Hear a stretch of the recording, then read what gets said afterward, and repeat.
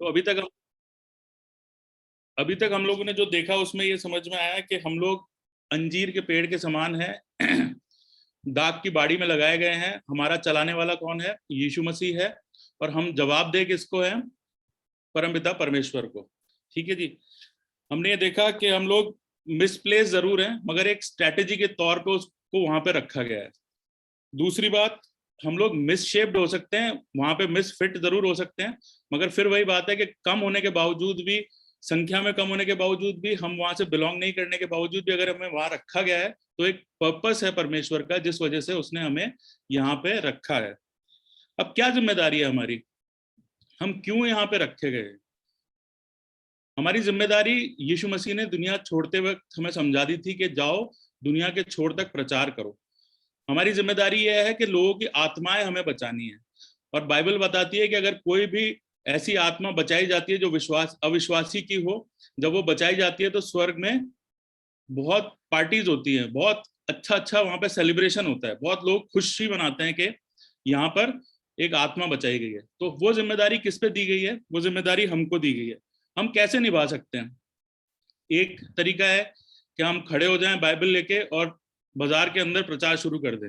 अगर आप वो कर सकते हैं, अगर आप में वो काबिलियत है, खुद पवित्र आत्मा ने आपको वो कुव्वत दी है, वो तोड़ा दिया है, बहुत अच्छी बात है। आप जाइए बाजार के अंदर, जहां आपको जगह मिले, हम सब जाके हमें प्रचार करना चाहिए। अगर आपके पास वो तोड़ा नहीं है, अगर हमारे पास वो तोड़ा अभी तक नहीं आया है कि हम दुनिया में हर जगह खड़े होकर प्रचार कर सकें, या हमारी अंडरस्टैंडिंग अभी कम है, तो हम क्या कर सकते हैं? हम अपने जीवन से दिखा सकते हैं। वो फल जो हमारे जीवन से निकलते हैं उसके द्वारा हम दिखा सकते हैं कि हमारे काम परमेश्वर के द्वारा सिखाए गए हैं। हम लोग यीशु मसीह के मानने वाले हैं, और यीशु मसीह के मानने वाले का जीवन हम लोग बार बार बाइबल में पढ़ते हैं और दुआ भी करते हैं कि अपनी सूरत जैसा हमें बना, जैसी उसकी सीरत थी वैसी सीरत हमारी हो। जैसा यीशु मसीह काम करता था वैसा काम हम लोग करें। 100% शायद नहीं भी कर सकते, पर कोशिश कर सकते हैं हम लोग कि हम लोग उस रास्ते पे चलने की कोशिश करें जो यीशु मसीह ने हमको दिखाया। और जब हम उस रास्ते पे चलेंगे तो हम दुनिया हमें देख सकती है। अब वो रास्ता क्या है? प्यार करना, लोगों से प्रेम कर सकते हैं, सैक्रिफाइस, दूसरों की सेवा करना। ये सारे काम वो हैं जो यीशु मसीह ने हमको सिखाया। अगर हम इन रास्तों पे चलते हैं, इन चीजों को दिखा सकते हैं, तो हमारे जीवन से, चाहे हम खड़े होकर प्रचार नहीं कर रहे, मगर हमारे जीवन से वो प्रचार हो रहा है। वो गॉस्पेल जो प्रभु यीशु मसीह ने हमें दिया है, हम अपनी जिंदगी के द्वारा उसको प्रचार कर सकते हैं। अब अंजीर का पेड़ वहां था क्यों? अंजीर का ही पेड़ क्यों था वहां पे? और किसी पेड़ को क्यों नहीं लगाया गया? जब मैं इस बारे में सोच रहा था तो मुझे कुछ आयतें मिली। सबसे पहले निकाले उत्पत्ति 3:14। उत्पत्ति की किताब, उसका 3रा अध्याय और 14वीं आयत, 14th वर्स। तब यहोवा परमेश्वर ने सर्प से कहा, तूने जो ये किया है इसलिए तू अब घरेलू पशुओं और सब बनेले पशुओं से अधिक शापित है। तू पेट के बल चला करेगा और जीवन भर मिट्टी चाटता रहेगा। जीवन भर मिट्टी चाटता रहेगा। अब इस एग्जाम्पल को मैं, जो ये बात जो बोली गई है उत्पत्ति की किताब में, इसको मैं उस एग्जाम्पल से मिला रहा था। अब वो पेड़ वहां मौजूद था, अंजीर का पेड़ वहां था, चाहे अनचाहे जैसे भी मौजूद था, पर वो वहां मौजूद था। बेलों की एक कैरेक्टरिस्टिक होती है कि उसको जो भी खड़ी हुई चीज मिलती है, आपके घर में अगर गार्डन हो, आपने कहीं भी बेलें देखी हो, तो वो क्या करती हैं? जो भी खड़ी चीज होती है ना, उसके ऊपर वो उसके सारे ऊपर चढ़ने लगती हैं, खड़ी होने लगती हैं, ठीक है ना, जीवन पाने लगती हैं एक तरीके से। अगर उसको वो खड़ी चीज ना मिले तो वो जमीन में ही बैठी रहेगी और वहीं के वहीं खत्म हो जाएगी, कभी बढ़ नहीं पाएगी। ये पेड़ वहां चाहे अनचाहे मौजूद था, चाहे इसका काम वो नहीं था, चाहे ये फल देने के लिए था, मगर मेरा मानना ये है कि उस जगह पे जहां पे इतनी बेलें थी, कोई ना कोई बेल इस पे चढ़ी होगी। वो बेल ऊपर की तरफ जाने की कोशिश कर रही होगी। अगर ये पेड़ नहीं होता तो शायद कुछ बेलें ऐसी होती जो जमीन में ही रह जाती और क्या करती? धूल ही चाटती रह जाती। और धूल चाटने का आदेश किसको मिला था? शैतान को। अगर हमारे घर में हम नॉन वेज है तो यूजुअली हमारे बच्चे वेज नहीं होते, नॉन वेज ही हो जाते हैं। अगर हम वेजिटेरियन है तो यूजुअली हमारे बच्चे वेजिटेरियन ही हो जाते हैं। तो अगर शैतान यहाँ पर जो एग्जाम्पल इलस्ट्रेशन बता रहा है, मेटाफोर बता रहा है, वो ये बता रहा है कि अगर शैतान धूल चाटता है और ये बेलें संसार को दिखाती हैं, तो ये बेलें भी क्या होंगी? शैतान की तरफ चली जाएंगी। जबकि हमारी जिम्मेदारी क्या है? हम इन्हें सहारा देके ऊपर की ओर ले जाएं, ऊपर की ओर यानी परमेश्वर की ओर लेके जाएं। ये हमारी जिम्मेदारी है। अगर हम वहां मौजूद नहीं हैं या हम अपना काम ढंग से नहीं कर रहे तो वो बेलें क्या होंगी, वो जमीन में पड़ी रह जाएंगी, जमीन से आगे नहीं बढ़ेंगी और धूल चाटती रह जाएंगी। और उत्पत्ति में बता रही है धूल शैतान चाट रहा है। तो एक रिलेशन उनका तोड़ के हमें परमेश्वर से संसार का रिलेशन बनाना, ये हमारी जिम्मेदारी दी गई है। दूसरी बात, कुछ बेलों का जीवन बर्बाद हो जाएगा। एक आयत मेरे साथ निकाल लें, मत्ती की किताब में से, मत्ती की इंजील 13वां अध्याय और उसकी 19वीं आयत, मत्ती 13:19। जो कोई राज्य का वचन सुनकर नहीं समझता, जो कोई राज्य का वचन सुनकर नहीं समझता, उसके मन में जो कुछ बोया गया था उसे वे दुष्ट आकर छीन ले जाता है, और ये वही है जो मार्ग के किनारे बोया गया था। जो वचन बोया गया था उसको दुष्ट छीन के ले जाता है। अब इसको हम इस एग्जाम्पल में देखते हैं कैसे सेट होता है। वो जो बेल ऊपर चढ़नी थी वो नहीं चढ़ पाई, वो बेल जमीन पे रह गई और किसी कारणवश वो पैरों में आई या जानवरों ने उसे खा लिया, उसका जीवन खत्म हो गया। जो जीवन, जो आत्मा हम परमेश्वर के लिए हमारी जिम्मेदारी थी कि हम बचाते, हम लोगों ने उसके लिए काम नहीं कर रहे हैं या नहीं कर पाए हैं अब तक, या अपने जीवन से उनको इम्प्रेस नहीं कर पाए हैं, तो क्या हो रहा है, वो जीवन बर्बाद हो रहा है। वचन वहां तक पहुंच तो रहा है, बहुत सारी बार ऐसा होता है कि हम वचन पहुंचा तो देते हैं, बाइबल में से पढ़ के पहुंचा देते हैं, व्हाट्सएप शेयर कर लेते हैं, फेसबुक शेयर कर लेते हैं, मगर हमारी जिंदगियां देख के वो लोग कहते हैं कि ये लोग ठीक नहीं है, ये बातें बड़ी बड़ी करते हैं मगर ये लोग ठीक नहीं है। तो वो जिंदगियां जो वचन के पहुंचने से बच सकती थी, हमारी जिंदगियों को देख के वो जीवन नहीं पा पाई, वो पनप नहीं पाई, और शैतान आया, उसने उनके दिल में बात डाली कि ये लोग बातें करते हैं, काम नहीं करते हैं, और वो जिंदगियां बर्बाद हो गई। तीसरी बात, जिंदगी भी बर्बाद हो गई और फ्यूचर भी खत्म हो गया। मेरे साथ निकाल लें नीति वचन की किताब, उसका 24वां अध्याय और 20वीं आयत। वहां क्या लिखा है? क्योंकि बुरे मनुष्य को अंत में कुछ फल न मिलेगा, दुष्टों का दिया बुझा दिया जाएगा। बुरे मनुष्य को अंत में कुछ फल ना मिलेगा, और हमारे लिए फल क्या है? अगर हम अपने आप को विश्वासी मानते हैं, ये मानते हैं कि यीशु मसीह जब आएगा वो हमें लेके जाएगा, तो हमारे लिए फल है अनंत जीवन का राज्य। हमारे अनंत जीवन का राज्य हमारा फल है, मगर दुष्टों को वो नहीं मिलेगा, ठीक है ना। और दूसरी बात क्या लिखी है सेकंड उसमें? दुष्टों का दिया बुझा दिया जाएगा। दिया बुझा दिया जाएगा मतलब उनका फ्यूचर खत्म कर दिया जाएगा। और फ्यूचर क्या है? वो राज्य जिसमें हम प्रवेश कर सकते थे, साथ में उन लोगों को जो अविश्वासी थे उनको बचा सकते थे, उनको हम बचा नहीं पाए, पर हमारी इस कमजोरी की वजह से वो अपने फ्यूचर को खो बैठे। और ये सिर्फ उनके लिए नाकामी नहीं है, ये हमारे लिए भी नाकामी होगी कि हम उनको जो जिम्मेदारी हमें दी गई थी हम उसको पूरा नहीं कर पाए। अगर अंजीर की बात करें कि यहाँ पर यीशु मसीह ने अंजीर की क्यों बात की? यहाँ अंजीर के लिए इसलिए बात की गई क्योंकि अगर अंजीर को आप मेडिकली टर्म्स में देखें तो अंजीर एक ऐसा फ्रूट है जो कि ब्लड से रिलेटेड बीमारियों में बहुत काम आता है। एक तो डिटॉक्स का काम करता है, अगर आपके ब्लड में कोई कमी है या कमजोरी है तो वो उसको साफ करने का काम करता है। दूसरा, डॉक्टर्स बोलते हैं कि ब्लड प्रेशर अगर आपका ज्यादा है तो अंजीर के खाने से ब्लड प्रेशर कम होता है। तीसरा, अगर ब्लड शुगर लेवल आपका ज्यादा है तो अंजीर को यूज करने से आपका ब्लड शुगर लेवल भी कंट्रोल होता है। मतलब बहुत सारी चीजें ऐसी हैं जो ब्लड से रिलेटेड अंजीर साफ करती है, ये मेडिकेशन की बात है। अब ब्लड क्या दिखाता है? ब्लड दिखाता है जीवन को। और जीवन क्या है? यूहन्ना 14:6 के अंदर बहुत साफ साफ लिखा है, यीशु मसीह कह रहा है मार्ग, सत्य और जीवन मैं हूं। यानी कि अंजीर जो है वो डिनोट कर रही है जीवन को, और जीवन से डिनोट हो रहा है यीशु मसीह। तो ये जिंदगी देने की बात है। हम लोगों ने पहले देखा कि कैसे अगर हम लोग सही समय पे फल नहीं लाते हैं तो कैसे लोगों की जिंदगियां बर्बाद हो सकती हैं। मगर यहाँ पर वो बोल रहा है कि लहू के बराबर अंजीर लहू के लिए अच्छी है, और लहू जीवन को दिखाता है, ठीक है ना।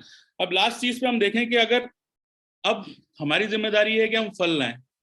आखिरी चीज मैं ये बताना चाहता हूं कि किस तरीके से अंजीर का वृक्ष तो हमें दे दिया गया है, हम लोग अंजीर के वृक्ष तो बन गए, मगर हम लोग फल नहीं ला पा रहे हैं। बाइबल की इस आयत को जब हम कई बार देखते हैं और चर्च में प्रीच किया जाता है इस चीज को तो इसको रिपेंटेंस से लिया जाता है। जब मैं इसको देख रहा था, मैं दूसरे ढंग से देख रहा था कि हमारी जिंदगियों में से अगर यीशु मसीह नहीं दिख रहा है, अगर हम अपनी जिंदगियों में वो सारी चीजें नहीं ला पा रहे हैं, तो हम वो फल नहीं दे रहे हैं जो परमेश्वर हमसे चाहता है कि हम अपनी जिंदगियों से दें। लोगों की जिंदगियां बचाने का जो काम हमें दिया गया है, हम वो नहीं कर पा रहे हैं। We are not practising what we are preaching.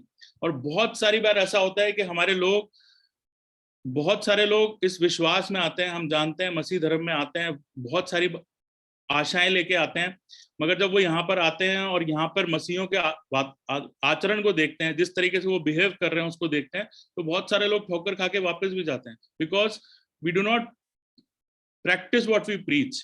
Important क्या है कि हम लोग जो प्यार, जो सेवा भाव और जिन चीजों को हम लोग प्रीच कर रहे हैं, उस चीज को हम लोग प्रैक्टिस भी करके दिखाएं, हम लोगों को दिखाएं कि हमारी जिंदगी में वो सारी चीजें हैं। अगर हम वो चीजें अपनी जिंदगियों में नहीं दिखा पाते हैं तो हम लोग ना सिर्फ अपना नुकसान कर रहे हैं। अगर यीशु मसीह की सीरत हमारी जिंदगियों में नहीं है, ना सिर्फ हम अपनी जिंदगी को खो रहे हैं, ना सिर्फ अपने भविष्य को खो रहे हैं, हम ऐसे लोगों के भविष्य को भी खो रहे हैं जो शायद बचाए जा सकते थे, वो आत्माएं जो शायद बचाई जा सकती थी, मगर क्योंकि हमारी कमजोरी थी हम लोग नहीं बचा पाए। इस पूरे वाक्य के अंदर, इस पूरे एग्जाम्पल के अंदर कितने साल तक मालिक वापस आया? पहले साल वापस आया, दूसरे साल वापस आया, तीसरे साल वापस आया। 3 साल का इसमें जिक्र किया गया। यीशु मसीह की मिनिस्ट्री कितने साल की थी? यीशु मसीह की मिनिस्ट्री भी 3.5 साल की थी। पहले साल मालिक आया, बोला कि ये पेड़ निकम्मा है। पेड़ किसको डिनोट कर रहा है? हमारी जिंदगियों को डिनोट कर रहा है, हमारी जिंदगियों को दिखा रहा है। पहले साल मालिक आया, माली से बोला कि ये पेड़ निकम्मा है, इसको काट दे। माली ने रिक्वेस्ट की, नहीं, मैं इस पे मेहनत करूंगा, मैं इसमें फल लाके दिखाऊंगा। पहले साल फल नहीं आया। दूसरे साल वो फिर आया और फिर उसने बोला कि इसको काट दे, ये किसी काम का नहीं है। मगर माली क्योंकि हमसे प्यार करता था, माली ने उस पिछले कुछ सालों में हमारे साथ मेहनत की थी, माली हमसे मोहब्बत रखता है, उसने फिर रिक्वेस्ट की कि नहीं, इसको रहने दे, कुछ समय के लिए रहने दे, मैं वापस इसको खोदूंगा, इसमें खाद डालूंगा और इसको वापस फल ला के दिखाऊंगा। तीसरे साल फिर वही रिपीट हुआ।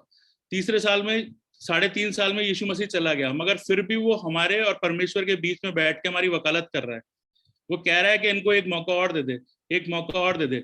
पर मैं आप लोगों को याद दिलाना चाहता हूं कि ये जमीन आज भी पिता परमेश्वर की है। ये जमीन, ये बाग, ये दुनिया आज भी पिता परमेश्वर का है। आज भी हम पेड़ हैं जिससे एक्सपेक्ट किया जाता है कि अपनी जिंदगियों से फल लाएं, ना सिर्फ अपनी जिंदगियों को बचाएं, ना सिर्फ रिपेंट करें, ना सिर्फ अपने आप को बचा के परमेश्वर के राज्य में लेके जाएं, मगर हमसे ये जिम्मेदारी ली गई है कि हम परमेश्वर के राज्य के लिए दूसरी आत्माएं भी बचाएं। अगर हम ये सब नहीं कर सकते तो ये संसार आज भी परमेश्वर का है, उसका कुल्हाड़ा आज भी जड़ों पे रखा हुआ है। और जिस दिन यीशु मसीह ने वो वकालत करना बंद कर दिया, जो कि बहुत जल्दी होने वाला है, तो ये सारी चीजें हमारे लिए खत्म हो जाएंगी। ना सिर्फ हम दूसरों के लिए जिंदगी बर्बाद करेंगे, पर अपने लिए भी बर्बाद करेंगे। ये बहुत इंपॉर्टेंट टॉपिक है। यूजुअली लोग इसको रिपेंटेंस से कनेक्ट करते हैं कि 3 साल का समय हमें मिला, कि हर बार वो आता था, वो विश्वास करता था कि हम विश्वासी लोग रिपेंट करेंगे। मैंने जब इसको पढ़ा तो मुझे इस तरीके से लगा कि हमारे लिए मौका है कि हम ना सिर्फ अपना जीवन बचाएं, हाँ रिपेंटेंस करें, पर दूसरों के लिए भी मेहनत करें। मैं विश्वास यही करता हूं कि जब आज हम लोगों ने इस वचन को देखा है तो हमारे दिल कायल होंगे। हम में से बहुत सारे लोग ऐसी कोशिशें करते हैं, नहीं करते हैं तो वापस करेंगे।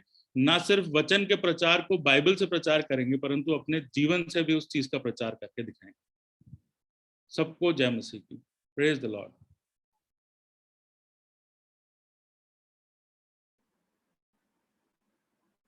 परमेश्वर का धन्यवाद चाहते हैं इतने सुंदर वचन के लिए। अब अंत में मैं मिसेस संगीता लाल से रिक्वेस्ट करूंगी कि वो प्रार्थना में हमारी अगुवाई करें। एक्चुअली में संगीता की तबीयत थोड़ी ठीक नहीं है, तो मैं प्रेयर कर रहा हूँ। तो आइए हम दुआ करें। कुदूस कुदूस खुदावंदा, हम आपके बहुत बहुत बहुत ही शुक्रगुजार हैं खुदावंदा कि आपने हमें आज तक संभाल के रखा है खुदावंदा। हम आपके शुक्रगुजार हैं खुदावंदा, इस समय जो ये सुंदर वचन जो हमें दिया गया है खुदावंदा, हम आपके शुक्रगुजार हैं खुदावंदा कि भास्कर भाई के थ्रू आपने हमें ये वचन दिया है खुदावंदा, और उस अंजीर के वृक्ष के बारे में बताया है खुदावंदा, जो कि शुरुआत से लेके अंत तक इस दुनिया में बना हुआ है, और उसको हमें रिप्रेजेंट किया है कि वो हम है खुदावंदा, और सारे विश्वासी जो हैं वो अंजीर के वृक्ष के समान है खुदावंदा। हम आपसे दुआ मांगते हैं खुदावंदा कि हम जो हमारी जिंदगी से हमारी जिंदगी से खुदावंदा हम हमारी जिंदगी से दिखा सकें कि हम जो है खुदावंदा यीशु मसीह के चेले हैं, हम उसकी बताई हुई बातों के ऊपर चलने वाले हैं। हम पृथ्वी के नमक हैं, जो नमक से ही सारा सब कुछ स्वादिष्ट जो है सब कुछ नमक से ही होता है। तो हम ये मान सके कि हम पृथ्वी के नमक हैं और हम प्रभु यीशु मसीह के चेले होने के कारण उनके बताए हुए मार्ग पे चलने वाले हों, ताकि लोग हमारे जीवन को देख करके कह सकें कि ये सही में खुदावंदा यीशु मसीह के चेले हैं और इनके जीवन से जो है वो खुदावंदा यीशु मसीह के बारे में उनकी बातें निकलती है। हमारे जीवन को देख करके सारे लोग जो हैं वो बदल जाएं, ताकि जब आप वापस आए तो हर एक घुटना आपके आगे टिके खुदावंदा और हर एक जुबान आपका इकरार करे। हम शुक्रगुजार हैं खुदावंदा भास्कर भाई के लिए, जिन्होंने इतनी अच्छी तरह से हमें ये सारी चीजें समझाई है खुदावंदा। हम आपसे दुआ मांगते हैं खुदावंदा कि आप उनको बरकतें देना खुदावंदा, और उनको अपने काम के लिए और ज्यादा इस्तेमाल कीजिएगा खुदावंदा, ताकि आप में होकर के वो आगे बढ़ते चले जाएं। आप उनके साथ होएगा और उनको अपने बरकतों से माला माल कर दीजिएगा खुदावंदा। हम आपसे दुआ मांगते हैं खुदावंदा कि अब जबकि समय आता है खुदावंदा कि हम रात को सोने के लिए जाएंगे खुदावंदा, आप हमारे साथ में होएगा। रात को जब हम सोए तो हमारे साथ में रहेगा, हमारे खाट के पास अपने पाक फरिश्तों को भेजिएगा, ताकि हम रात भर मीठी नींद सोएं और जब सुबह उठें तो तरोताजा होकर के उठें और आपके नाम को लेकर और धन्यवाद देकर के अपने दिन की शुरुआत करने वाले हों खुदावंदा। आप बाकी वक्त में हमारे साथ रहेगा, हमारी मदद कीजिएगा और हमें संभाल के रखिएगा। इस छोटी सी दुआ को सुनिए और कबूल कीजिएगा, यीशु मसीह के नाम में होकर के मांगते हैं, आमीन। हाय हमारे बाप, तू जो आसमान पर है, तेरा नाम पाक माना जाए, बादशाह आता है, तेरी मर्जी जैसे आसमान पर पूरी होती है जमीन पर भी हो। हमारे रोज की रोटी आज हमें बख्श दे, और जिस तरह हम अपने कसूर वालों को माफ करते हैं, तू भी हमारे कसूर में माफ कर। हमें आजमाइश में ना पड़ने दे, बल्कि बुराई से बचा, क्योंकि बादशाह, कुदरत और जलाल हमेशा तेरी है, आमीन। जय मसीह की सभी को। जय मसीह की सभी। जय मसीह की विक्की।